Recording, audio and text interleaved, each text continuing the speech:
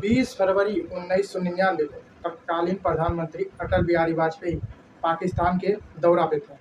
तब किसी को ये आभास तक नहीं था कि पाकिस्तान भारत के पीठ पीछे खंजर भोंकने का काम करेगा। पाकिस्तान सरकार ने दिल्ली और लाहौर बस सेवा के लिए पाकिस्तान सरकार ने भारतीय प्रधानमंत्री को लाहौर में आमंत्रित किया था। एक और जहां भारतीय पीएम को पाकिस्तान बुलाकर बसों का उद्घाटन करवाया जा रहा था, मई का महीना आते आते कारगिल की रणभूमि चेंज हो चुकी थी। पाकिस्तान के इस घुसपैठ को जब तक भारत को पता चलता तब तक बहुत देर हो चुकी थी। वहीं दूसरी ओर हमारे देश के सीमा में पाकिस्तान पीठ पीछे घुसने की साजिश रच रहा था।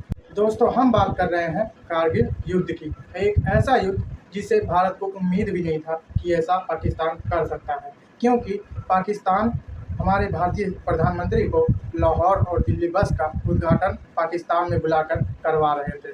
उनके पीठ पीछे ऐसा काम करेंगे पाकिस्तान वालों, भारत को एक एहसास भी नहीं था। पड़ोसी देश पाकिस्तान भारत की सीमा पर पहुंच चुके थे। भारत की उत्तरी सीमा पर जंग छिड़ गई थी। इस युद्ध की शुरुआत पाकिस्तान लंबे समय तक कर रहा था, जिससे हमारी भारतीय सैनिक कमजोर पड़ चुकी थी। इस युद्ध की तब शुरुआत हुई जब पाकिस्तानी सैनिक लाइन ऑफ कंट्रोल यानी यूएलसी छोड़ के भारतीय सीमा पर घुस चुके थे। तब उसी समय भारत के द्वारा देश को सुरक्षा और सीमा को सुरक्षा करने के लिए जब तक भारत कोई कार्रवाई करता तब तक पाकिस्तान भारत के कई महत्वपूर्ण चोटियों पे कब्जा कर चुका। लेकिन दोस्तों, इस विजय की कीमत बहुत भारी पड़ी, क्योंकि हमारे देश के कई ऐसे वीर जवान शहीद हो गए। तब उस समय पाकिस्तान के सैनिक और देश की सीमा को सुरक्षित करने के लिए एक ऑपरेशन चलाया गया, जिसका नाम है विजय ऑपरेशन। आज हम कारगिल दिवस के मौके पर आज हम जानेंगे ऑपरेशन विजय के बारे में। हम जानेंगे भारतीय सेना के अदम्य साहस को। तो चलिए शुरुआत करते हैं। कारगिल युद्ध मई से जुलाई 1999 में हुआ। जम्मू कश्मीर के एक जिले कारगिल में हुआ था। हम जानेंगे भारतीय सेना पाकिस्तान को कैसे छक्के छुड़ा दिए। हम जानेंगे कि भारतीय सेना अपनी अदम्य साहस से पाकिस्तान के हर एक सैनिक को जवाब दिए थे।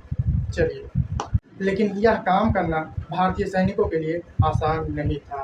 पाकिस्तानियों को भारतीय सैनिकों पर ऊपर से निशाना बनाना इतना आसान था जैसे कि आपके पास कोई बड़ा सा बॉल रख के उस पर निशाना लगाने को कहा जाए, जो कि अधिकांश चोटियों पर पाकिस्तानी आतंकवादी घुसपैठियों का कब्जा था। लेकिन दोस्तों, जितना कठिन उन पर निशाना लगाना था, उतना ही कठिन था जम्मू कश्मीर के जलवायु पर। भारी बर्फबारी हुई थी, जिससे हमारे सैनिकों को बहुत ज़्यादा प्रॉब्लम हो रही थी। लेकिन भारतीय सैनिक को उन पर निशाना बना पाना एकदम नामुमकिन था। भारतीय सैनिक को लेकिन यह काम करना आसान नहीं था। पाकिस्तानी सैनिक लगभग 15 से 16 हज़ार फीट ऊपर थे। वहाँ का तापमान 0 डिग्री से नीचे था।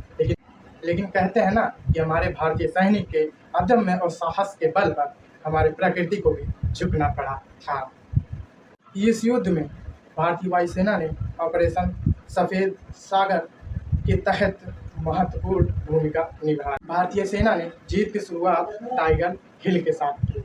वहां से भारतीय सेना ने 2 चोटियों पे कब्जा कर लिया।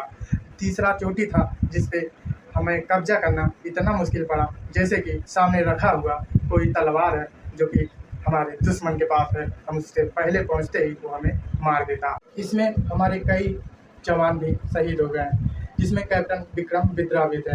विक्रम बत्रा ने सभी चोटियों पे कब्जा कर लिया था। लास्ट वाले पे जहाँ पे एक स्नाइपर लेके सैनिक बैठा था पाकिस्तानी, जो कि विक्रम बत्रा को मार दिया। तो हम अपने जवानों को शहीद के रूप में आज कारगिल दिवस मनाते हैं। हमें सल्यूट है ऐसे जवानों को जो हमारे देश के सीमा को सुरक्षित रखते हैं। भारत के जवानों को देखकर हमें डर महसूस होता है। सलाम ऐसे शहीद